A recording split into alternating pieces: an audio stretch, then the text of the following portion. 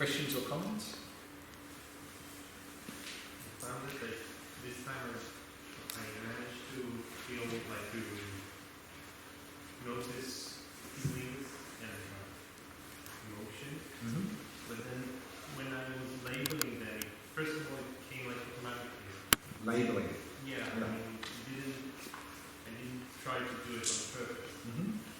And during the meditation I thought, well, that's what usually happens in everyday life. So on the one hand, I was happy that I was able to observe that, but then by labeling it, the subtleness, I mean, I wonder, my question is, can you detect or see emotions not on the Surface level. I mean, not on the verbal, linguistic level. Because Sure. I felt like that when saying fear or anxiety, it made the whole thing go away. Just the word. Good, no? No? Do you want to get caught up in the fear? No, I want to observe. I want to Sure. see what's going on there. Sure. But, of course, this labeling is something we're adding, but as you found, it's quite helpful to not get caught up. So, therefore, labeling can be very helpful to get us into the habit of observing. So that's good. And what you will probably find is that as we get more and more into it, you'll find that actually you'll just be able to start to observe without the labeling. It will be sort of more an organic process, that it'll sort of just move towards. You'll probably find now that sort of labeling is quite sort of coarse, but then it'll become more and more subtle, and then eventually you'll just see it. So that's a good progression, because then we can observe and move towards that. So that's much better than, of course, getting caught up in it. So I think that's what you're going to find, is if you just sort of keep doing that, and it'll just naturally move towards that, you'll just start observing without the labeling. Can you identify something without calling it a name in general? The language makes the things. Yeah. The language makes things. Makes things, yeah, and it's. So how is the reality without making? Very different, because without a name to it. How is reality without a name to it? In fact, it can be very helpful in that if you don't make a thing, then there's nothing to grasp onto. Like, even if we're visual, we're talking visual, and we're looking here and we're seeing maybe beautiful flowers, then without the labeling, we're still seeing, and maybe we're enjoying what we're seeing. But as soon as we give a name, beautiful flower, then of course usually what happens is, oh, I want that. So you may find actually that by not labeling, you can cut down a lot of the grasping, or the aversion, of course, if it's something unpleasant, Like, for example, if we have some strong sensations let's say we're sitting in, there's some strong sensations coming from the knee, but then we go, pain. Then what happens is we go, oh, I don't like that, go away. But if you just observe, all that's there is just sensations. And you may find your experience is very different than if you label pain and go, oh, go away. You won't get caught up in it. So similarly, that if you have things coming up in the mind, you find that if you're just observing them directly, then maybe there's less likely that you're going to make a story out of it. You're going to make it solid. What are you observing? You're observing. What are you observing? When? When you're meditating, what are you observing? the name of the things that you are observing. Well, they're mental events. They're events that come up. But you have to discern, you have to say, you know, this is... And we can. I mean, like when we're looking, I mean, without the labelling, you can clearly discern things, can't you? You can say you don't have to say it's a beautiful flower. But you don't even have to say it's a flower. You can... Because otherwise it will have no meaning. Yeah, right. So, of course, in fact, what we do is we label. I'm not suggesting we should not label. What I'm saying is that when we label, then usually what follows is we make it into a thing and we react. So, it's interesting to notice that process. And so, of course, we're actually introducing labelling here as a way to step back. So, but we don't have to do that when we observe things. We don't have to add something to it. I mean, we just see anger coming up and we know it's anger because of experience. But if we give it a name, it can help to, because we're actually labelling the event and not the contents. But you say we know that it's anger. Knowing is a word.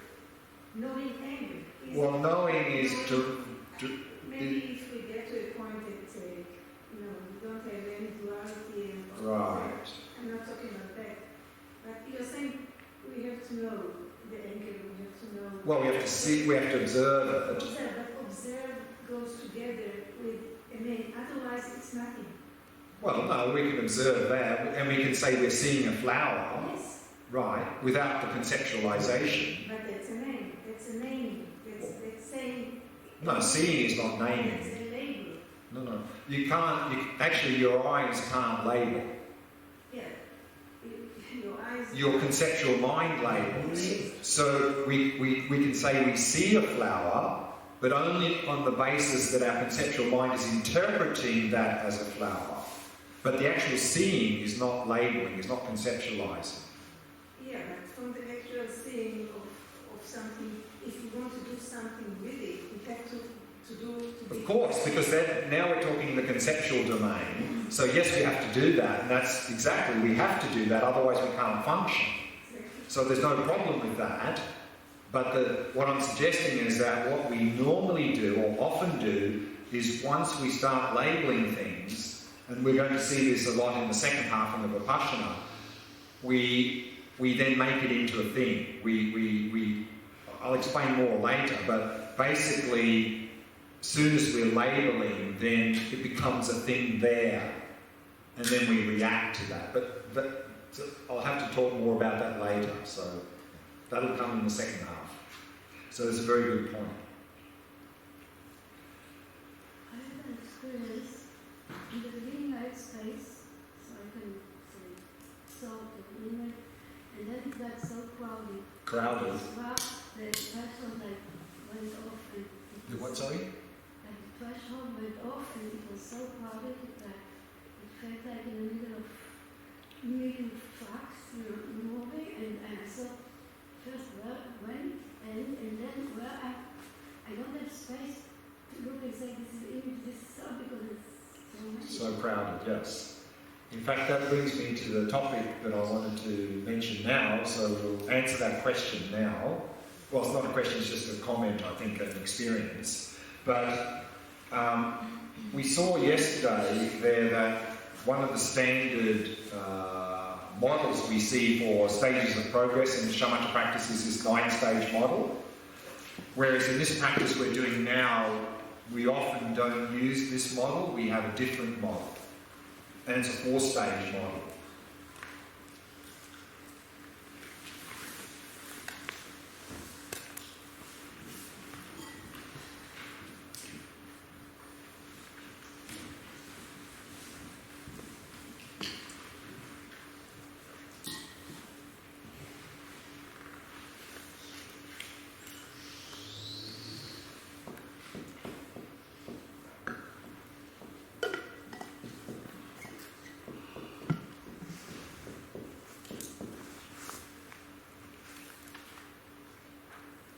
And exactly as Sippy was saying, is that often what happens at the first stage of practice is there's no space, there's just constant stream of things happening, like non-stop. And so the analogy here is it's like a waterfall of thoughts crashing down on us, one after the other, non-stop. And if we just simply observe that, we're not feeding it. So what you'll find is, over time, at the next stage of progress, rather than a waterfall of thoughts crashing down on us,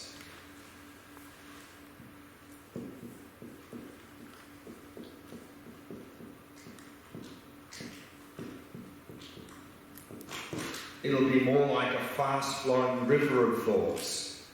So there's still quite a lot of mental activity, but not as intense as the waterfall experience. And if we keep watching that, then what will happen in the next stage of progress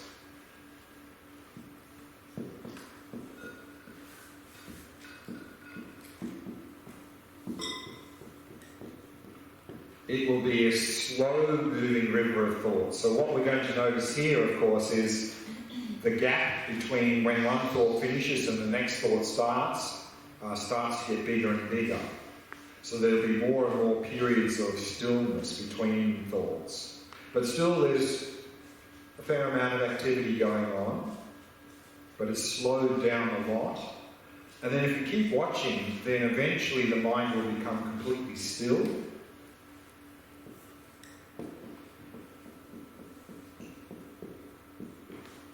So it's like then the slow-moving river emptying into a still lake. So these are the 4 stages of progress that are often the model that's used for this particular practice. And it's really sort of describing how the events are unfolding in our mind. First a waterfall, fast-flowing river, slowing down, and then eventually the mind becomes still, into a still lake. So this is very common, of course, when we start the practice, is there's just like no space, there's just one after the other. But of course we do the best we can just to be with that and just watch that and just keep watching, and then again over time we will move through these 4 stages in this practice. In this practice, when observing thoughts, so it can become quite clear with time, like the thoughts, this experience. But with emotions or feelings, it's like it's more sneaky. It's like the filter that you're looking through on things.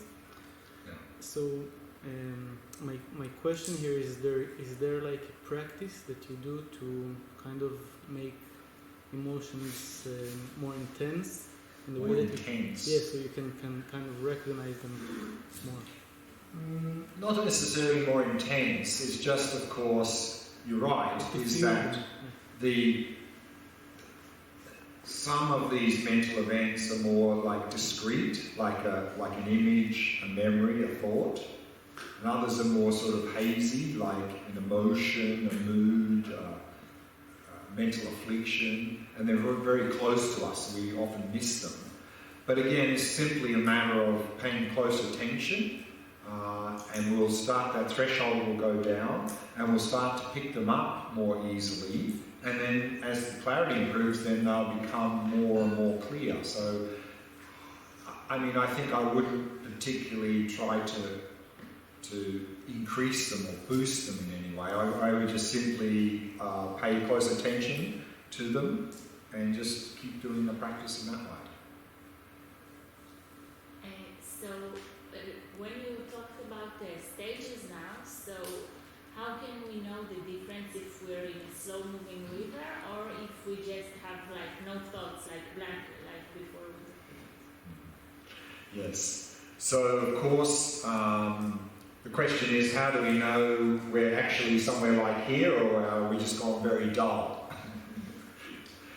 And of course that comes through experience, through cultivating as we saw here, the two tools of mindfulness and introspection. So, of course, introspection here is monitoring. And so, at our level, of course, that ability to monitor is not very well developed. But certainly, at the moment, we would be able to tell if we're very, drowsy, almost falling asleep, that level of dullness. No, I wasn't talking about that. I'm talking not like falling asleep, like when you are want to generate a thought because you are focusing and because you are there are no thoughts. Right. Not a lot of them at least, and then you say, okay, I try to generate something. Right. I mean, normally you would try to generate something, and that you'd only do at the beginning if you're not sure about where you're focusing and so forth. But once you've got into the practice, you wouldn't be generating thoughts because you're adding something to the practice. Again, that would only be something you probably do if at the beginning you're not sure where you're supposed to focus, just to sort of get that clear. But certainly then, if the mind is still, then there's very much a danger that with that stillness we can sink, because it's a very nice state. The mind is quiet. Oh, it's very nice. I'm not completely gone. It's a very nice state. I'm there. But what's happening is that the mind is sinking a little bit. And as it sinks, of course, then there can be mental activity going on, but we're not noticing it. So it's a little bit like we saw in this diagram, the rabbit. So therefore, our quality control, the introspection, needs to pay close attention. And yes, the mind is still, but hang on, is the mind sharp? Is it clear? Or am I sinking? And if you're noticing that you're sinking a little bit, then sharpen. And of course, we're going to see actually this evening that in the middling stages of Shamatha, that's the whole job of this quality control, is to pick up more and more subtle degrees of sinking, more and more subtle degrees of agitation. I mean, there are levels of sinking and agitation that there's no way we would see them now because they're too fine, because we don't have that ability. So this ability to monitor will improve as we go deeper into the practice. Yeah, because I don't have the feeling of this crazy waterfall, and then I'm thinking maybe I'm doing something wrong. No. I mean, everyone's different, but of course, if we have a lot of dullness, then of course we will probably not have so much the waterfall. There may be quite a lot of things going on, but it's below the level of our radar. So it's not a matter of, we just follow the instructions, and everyone will be different, of course, what our experiences are. And from one day to the next, we could have all of these experiences. We could have quite a still mind one day, and then a lot of things the next, and so forth. But here, over the long term, what you will notice is sort of this gradual progression that over the long term, our mind is becoming more and more quiet and still in the practice. But that will be in the long term. In the short term, a lot of variation. I've noticed that throughout the meditation, the effort that I need to invest is getting bigger. Towards the end, all the time it's pain, frustration. It's connected, and I can't get rid of it. Get rid of what? Of the frustration. No, we're not trying to get rid of anything here. I know. I'm saying get rid of it. Yeah, we're not. Yeah, so we're just observing. And of course, what we saw yesterday, the flame, is that at the beginning of any shamatha practice, we will need to put a lot of effort to be mindful and to monitor. But of course, on the basis of relaxation. So that's normal that we need to put a lot of effort, because we don't have very good mindfulness. We don't have a good ability to monitor. So we will need to put effort. But then, of course, as we do that, as we're going to see, particularly this evening, this flame gets smaller and smaller. Eventually, it disappears, meaning that because our mindfulness and our ability to monitor is getting so good it becomes a natural process, that we're naturally fully present, we're naturally monitoring, and so it becomes easier and easier and easier. But of course we have to develop those. So initially, yes, we will have to put some effort. Also, something interesting, I don't know, I noticed that there is a pre-thought. A pre-thought. Yes, like I know what I'm going to think before I think it. So again, that can be that, that threshold that at the subtle level, it's almost like a pre-thought. It's the beginnings of the thought. And particularly when we become more calm, clear and focused, and that threshold goes down, we'll start to be able to pick up that. And it's almost like a pre-thought. It's not formulated yet, but it's the beginnings of something. So you'll start to pick that up. So that's a good sign. That's a good sign. I wonder whether the progression through the 4 stages, does it come through quieting the mind, or does it come through being able to, like, creating a space to detect all that, like the wonderful, because we have more ability to detect it from the low, from the subtle levels, and we have more space to detect each and every thought, so it feels like we have a very slow pace in the mind. Well, there's a lot to be said there, but maybe to keep it a little bit brief now, and maybe we'll add some more later, is that there is like 2 types of clarity.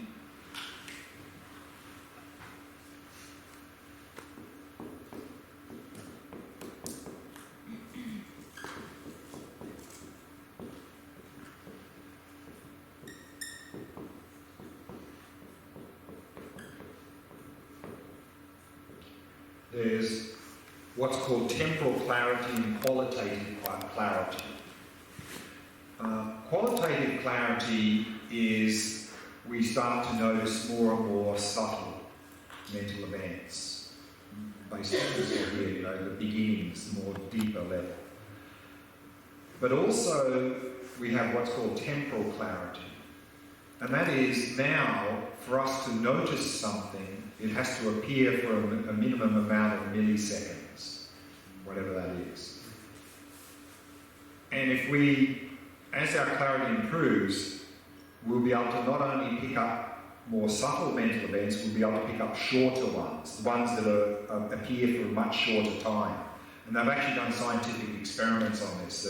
Like for a normal person, they're like flashing something on a screen, and for a normal person to notice it, it needs to appear for so many milliseconds, 200 or something, I don't know what the number is. And what they found is that trained meditators who've done this sort of training, they flash it up for like less than half that time, and they can pick it up, they can notice it. So that is called temporal clarity. So we're going to notice not only more subtle mental events, but mental events that are there for much shorter duration. So that's the clarity aspect there. And then the question was...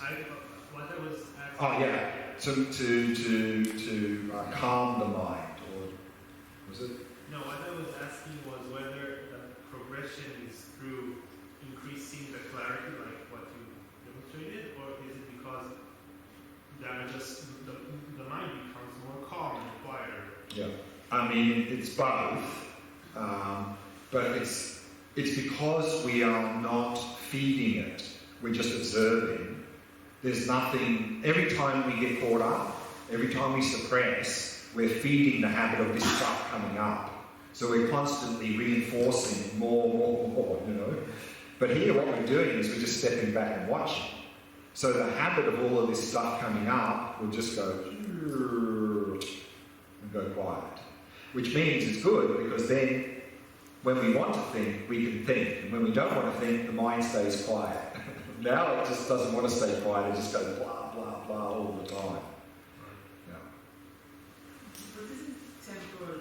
Temporal or temporal? Temporal means time, shorter events will pick up. So this qualitative will start to notice more subtle mental events, and this one will notice shorter mental events, the ones that appear for a shorter time.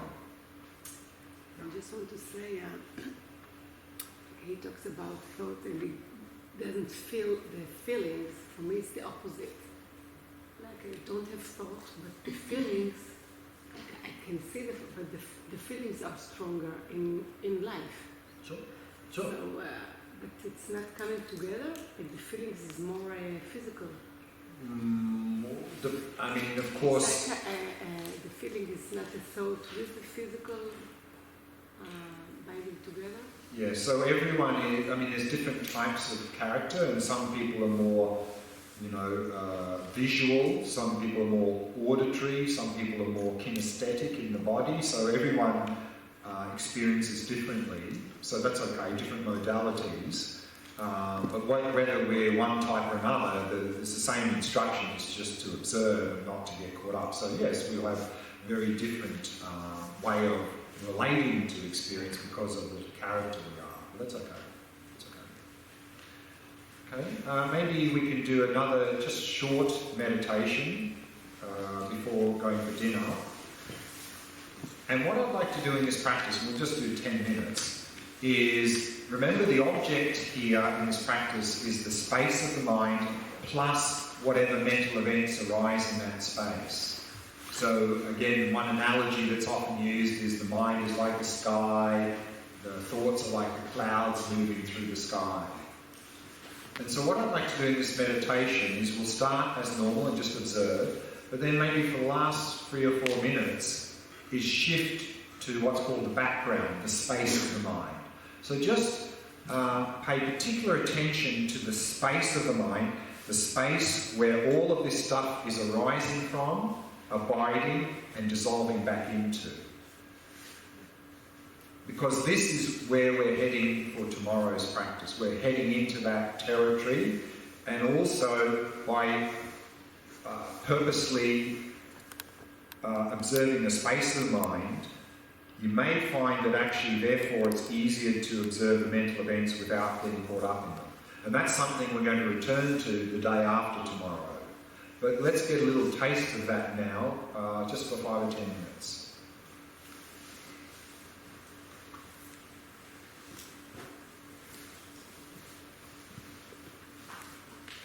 So yes, can switch off the lights, we're good.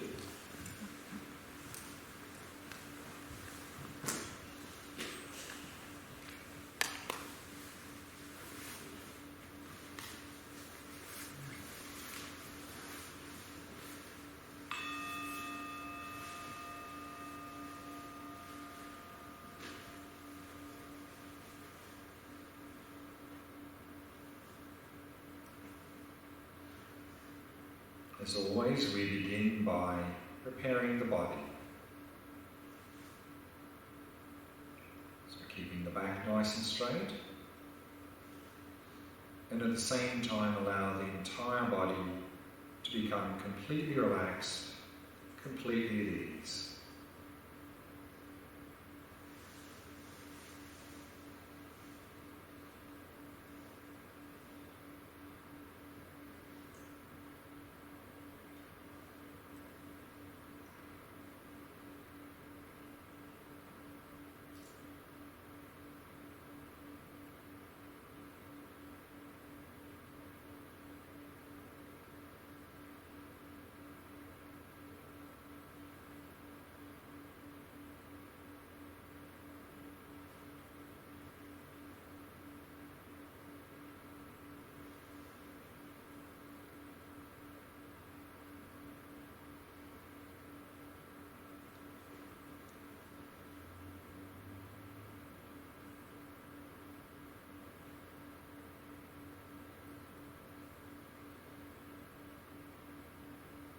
Allowing the breathing to settle into its natural rhythm.